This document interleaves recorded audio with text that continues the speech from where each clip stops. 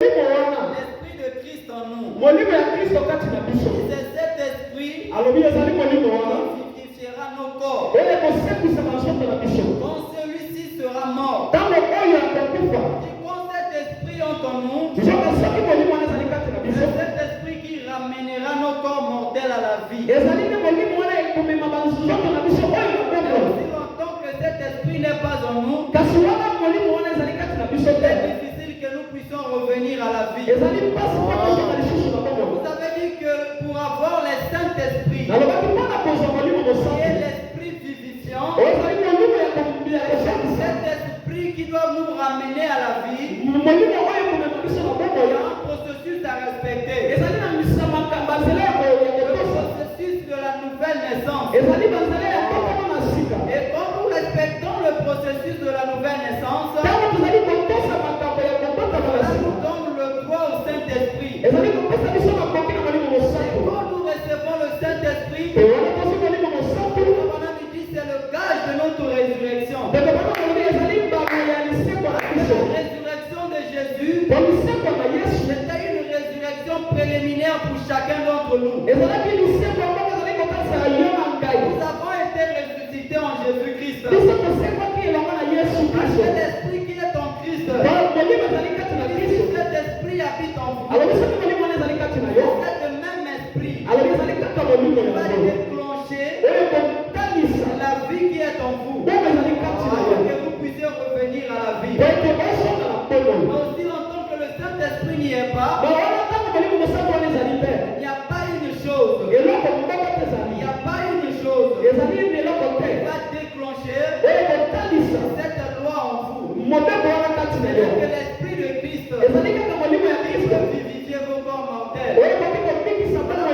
Ici nous pourrons toujours que nous puissions arriver à la chose essentielle. Quoi la chose essentielle? Quand nous avons l'assurance de la plénitude du Saint-Esprit dans nos âmes. La plénitude du Saint-Esprit dans nos âmes. Non seulement nous affranchit du péché, et non seulement cela nous donne accès de mieux communier avec Dieu, mais cela nous donne aussi l'assurance d'un jour revenir à la vie. C'est cette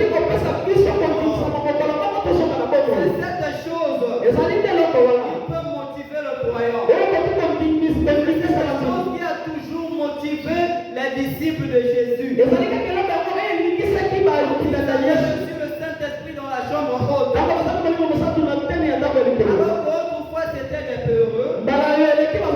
Puisque quand Jésus était mort, chacun d'eux était reparti dans ses histoires. Ils avaient perdu l'espoir. Ils croyaient que Jésus était celui qui était venu pour les délivrer. C'était quelqu'un qui était venu pour délivrer Israël. Celui-ci est encore mort.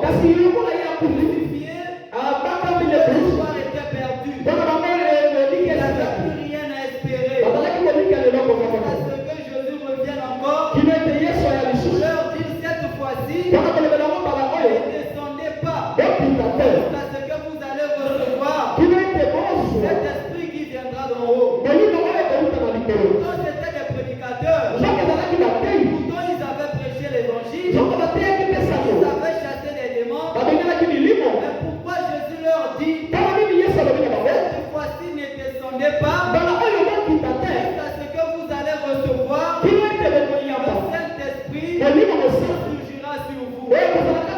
C'est parce qu'ils le savaient que sans Saint-Esprit c'était impossible pour eux d'accomplir quoi que ce soit. Sans Saint-Esprit c'était impossible pour eux d'aboutir à un résultat favorable. Il y a des gens qui peuvent prêcher avec onction, prêcher avec force. Mes amis, quand il n'y a pas le Saint-Esprit, c'est que les cymbales qui retentissent. Le nombre d'années que vous venez ici à l'église, peu importe votre sincérité, peu importe votre manière, aussi longtemps qu'il n'y a pas le Saint-Esprit, Saint-Esprit, mon ami, tu es encore loin. Il nous faut courir. Parce que nous devons recevoir cette chose. Recevoir cette assurance. Que chacun de nous ait un oncle.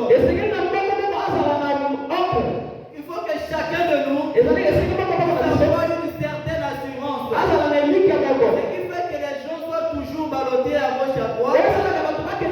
Ils n'ont jamais eu l'assurance avec Dieu. Nous avons l'assurance avec Dieu. On ne regardera pas ce qui se passe à gauche. On ne regardera pas ce qui se passe à droite. On regardera notre foi, ce que Dieu nous a dit. Pour que nous puissions avoir cette foi, il nous faut avoir le Saint-Esprit. Parce que sans le Saint-Esprit, on ne pourrait qu'avoir une foi intellectuelle. On ne pourrait qu'avoir une foi intellectuelle. Cette foi qui peut basculer à tout moment. Quand la situation devient pire, la foi peut basculer à tout moment. Votre foi est ancrée à la parole. À partir de Christ en vous, représenté par le Saint-Esprit. C'est ça qui vous fait dire. Si les épreuves arrivent, même si les vents tempêtes arrivent, je sais que mon Rédempteur est vivant.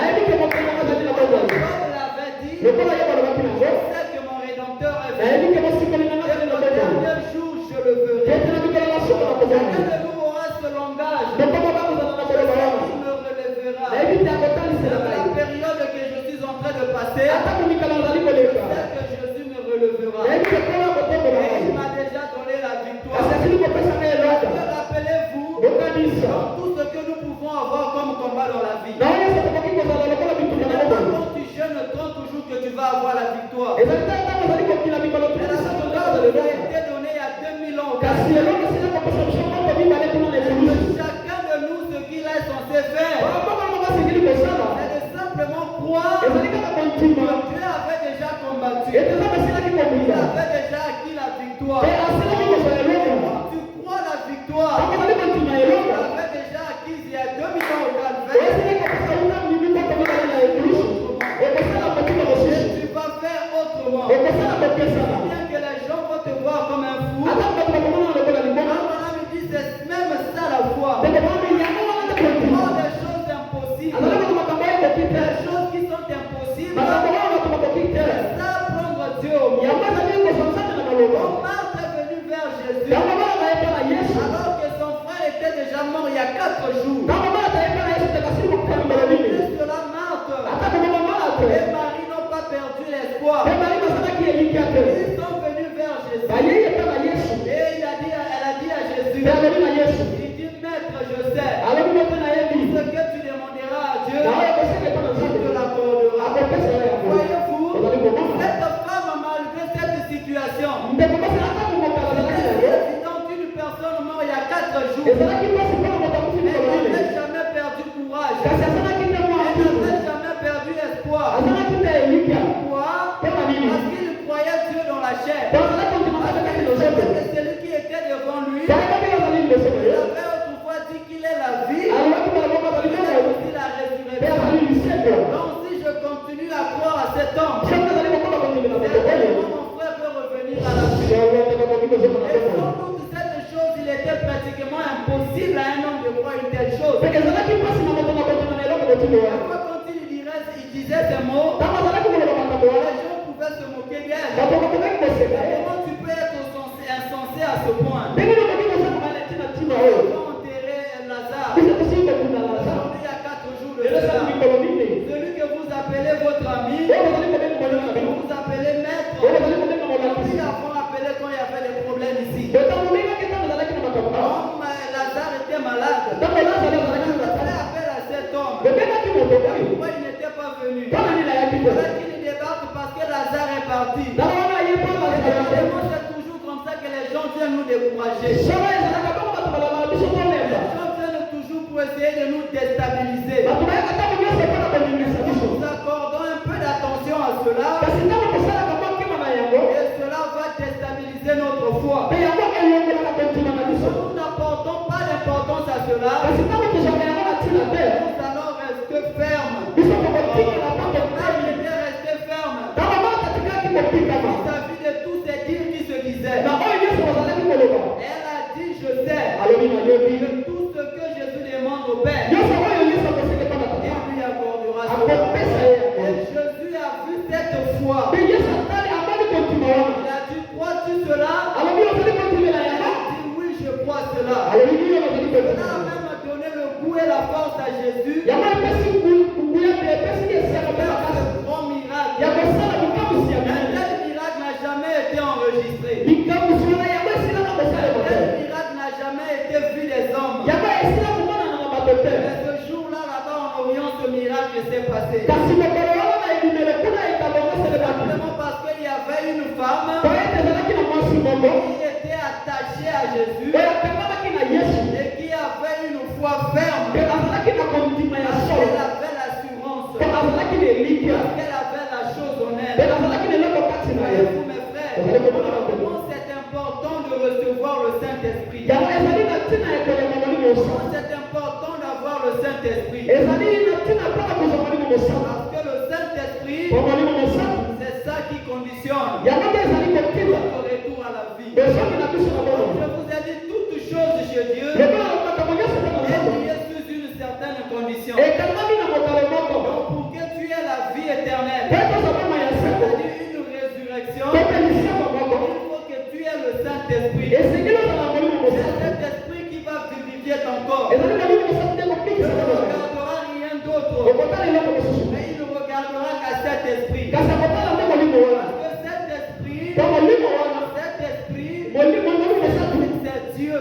Cet esprit, c'est Dieu. Le frère Branham a dit, les prophètes, l'autre fois on les appelait les dieux. On les appelait les dieux, pourquoi? Parce qu'en eux, ils avaient une partie de Dieu. Ils avaient une partie de Dieu. Et ce qui fait la différence entre eux et Jésus,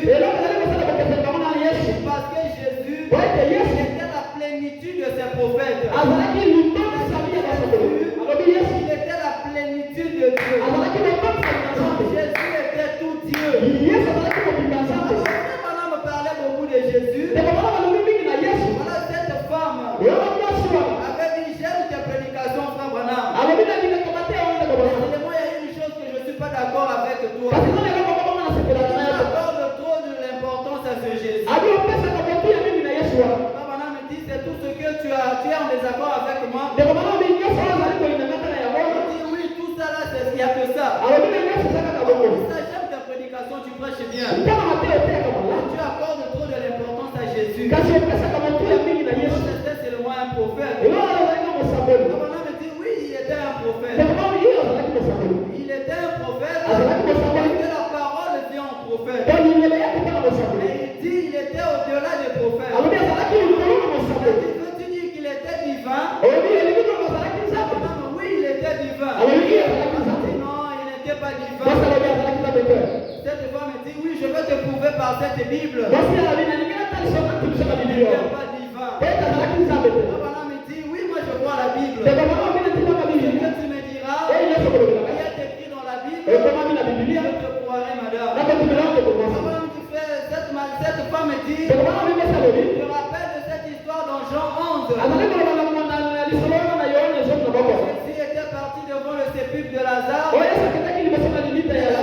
dit qu'il pleura. Est-ce que quelqu'un qui est divin peut pleurer? Frère Branham me dit, voilà pourquoi je t'ai dit ici. Jésus,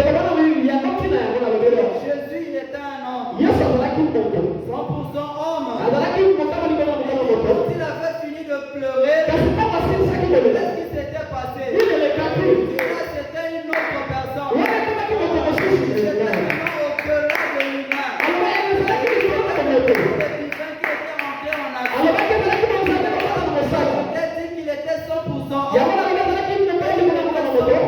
La différence entre lui et un simple prophète ordinaire, c'est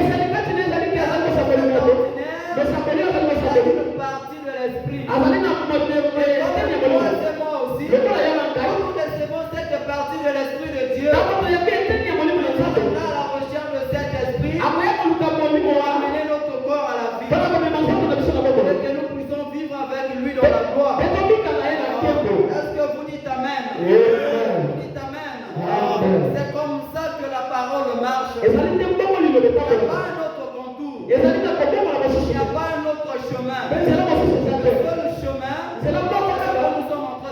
dire. Et cette loi est valable pour tout le monde.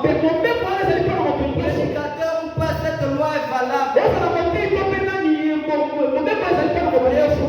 Pourquoi la condition est venue ainsi? Quand on a dit c'était à cause du péché. Ça n'aurait pas été à cause du péché. Cette condition ne devrait pas être là. Alors comme Jésus a réglé cela, alors il nous avait aussi établi cette loi. Voyez-vous? Alors chaque personne qui veut s'approcher doit respecter ce principe. On va appliquer cette loi et espérer revenir. Amen. Savez-vous pourquoi j'ai dit toujours ici Judas Iscariote, même si Jésus le voulait, il ne pouvait pas changer Judas, parce que pour commencer, la nature qui était en Judas, la sémence qui était en Judas, était déjà un démon. Pourquoi ce matin, tel que nous sommes ici, la parole ne change personne. La parole ne change la nature de personne.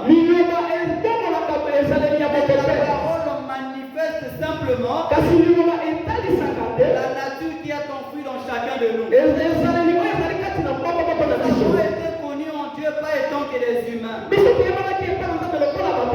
avons été connus en Dieu pas étant que des âmes. Pas étant que des âmes. Nous avons été connus en Dieu en tant que sémence. Voyez-vous? Et comme lui, il est le grand soleil. Et comme j'ai dit que la vie botanique est contrôlée par le soleil, on a dit la vie humaine est contrôlée par Christ. Et il est le grand soleil. C'est quand le soleil frappe et que cela donne la vie aux semences. Cela manifeste la vie qui est dans la sémence. La sémence, pour qu'elle puisse se manifester, il faut premièrement qu'il y ait la vie dans la sémence. Si longtemps que la vie ne se trouve pas dans la sémence, combien de fois le soleil peut frapper, il ne peut pas pousser. Voyez-vous? Parce qu'en elle, il n'y a pas la sémence. Alors il revient à nous aussi. Et nous aussi, étant que les sémences, et quand cette parole est prêchée, quand la parole est proclamée, il y a un grand soleil. Cela éclaire la sémence qui est en nous. Cela manifeste maintenant la nature qui est en chacun de nous. Pourquoi ne vous torturez pas quelqu'un qui écoute la parole? Les années, et sa vie ne change toujours pas. Ne vous intéressez pas. Ne vous torturez pas. Rappelez-vous simplement qu'il n'a pas la sémence en lui. Pas le nombre d'années étant assis en écoutant, et il va changer sa vie. Il va lui donner une certaine nature. Non, mes frères. Et le nombre d'années assis ici, dans la parole, a manifesté la nature de chacun d'entre eux. Même ça qui avait manifesté la nature de Judas. Quand il avait reçu le pain, qui est le type de la parole, et le vin qui est stimulé par la révélation, alors c'est cela qui avait déclenché cette nature de Judas. Il était un démon depuis le commencement. Il a marché avec Dieu. Il a prêché la parole. En finalité, il était toujours un démon. Et cela n'avait pas changé. Malgré qu'il était tout autour de l'atmosphère de l'époux, au contraire, cela a davantage manifesté sa vraie nature. Parce qu'il était parti le vendre. Donc chacun de nous, quand nous venons ici, nous avons en nous une nature. Nous avons en nous une Ces deux types de semences. Ça peut être une semence de Dieu. Ça peut être une semence du diable. Quand la parole est tombée, cela manifeste la nature de Dieu. Alors quand cela manifeste la nature,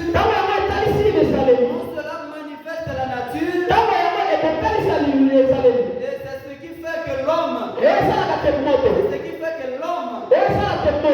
soit maintenant conscient. De d'où il vient. De d'où il vient. Et de quel temps il est. Voyez-vous que chacun reconnaisse son camp. Alors la sémence que je suis en train de parler ici,